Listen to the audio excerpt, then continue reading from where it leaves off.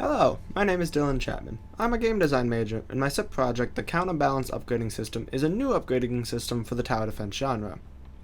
I wanted to get into game design after realizing how much video games had helped me escape from reality all throughout my life, and I want to be able to bring games like that to the future generations.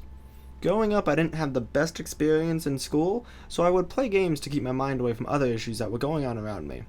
When I was in school or away from home, there weren't any consoles for me to play, so I was just playing tower defense games on my phone. They were one of my favorite genres of game, but I would hate going back and replaying old levels because they felt boring. A tower defense game normally has the player in a top-down or angled camera, placing down towers that will automatically shoot at enemies that are trying to travel either a set path or one of your making. The goal of the enemies is to either escape the other end of the path, or make it to some form of base of yours where if they do, you will lose health. The games usually have a currency system to them that allows the player to place down towers for a set price, upgrade those towers using that currency, and the upgrades usually have tiers of how good they are, and the higher the tier, the better the upgrade is for the tower. This can lead to a boring, repetitive game where going back and doing old levels will result in the player just being able to put down the same tower in the same spot, upgrade it at the exact same time, and get the exact same result. My SIP is to give the player an upgrading system that will lead to them having to strategize on the fly and increase replayability for these levels. The idea behind the SIP is, what if the upgrades for your towers cost you nothing unless you wanted them to? The currency is still in place, but only for placing down towers, but now for upgrading towers it costs you one or two things. The first option the player has when wanting to upgrade the tower is a loss of health.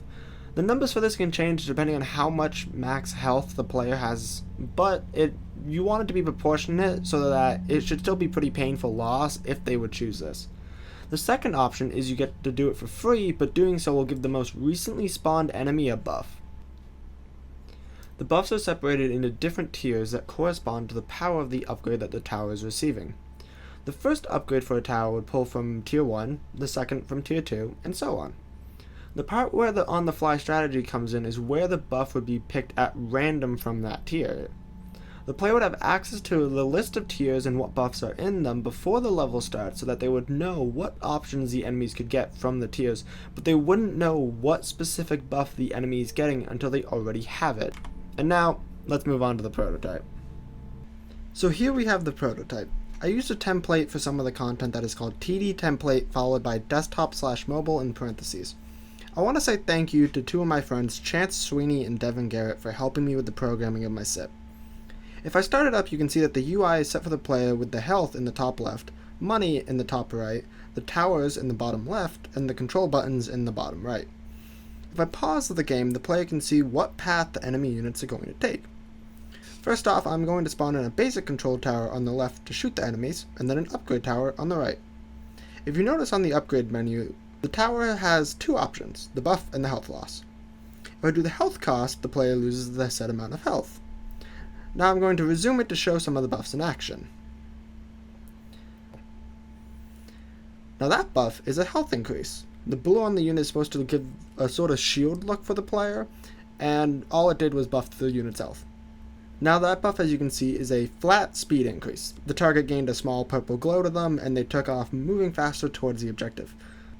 Those are just some of the types of buffs that an enemy unit could receive. Other ideas developers could put into their games are things such as a stronger enemy unit that takes more health from the player, a faster speed boost but it isn't permanent just to quickly get you out of the tower's range, or a form swap, ground to air, air to ground. This one works especially well if you have towers that can only shoot certain types of enemies, ground units versus air units.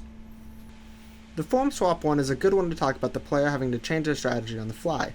If the player has only spawned in anti-ground towers and no anti-air towers, but the enemy gets a form swap to an air unit, the player is either going to have to quickly place down a new tower that can deal with the unit, or if they don't have enough money, they are going to have to decide if it is worth it to sell a tower to place down an anti-air, or just take the damage from the unit.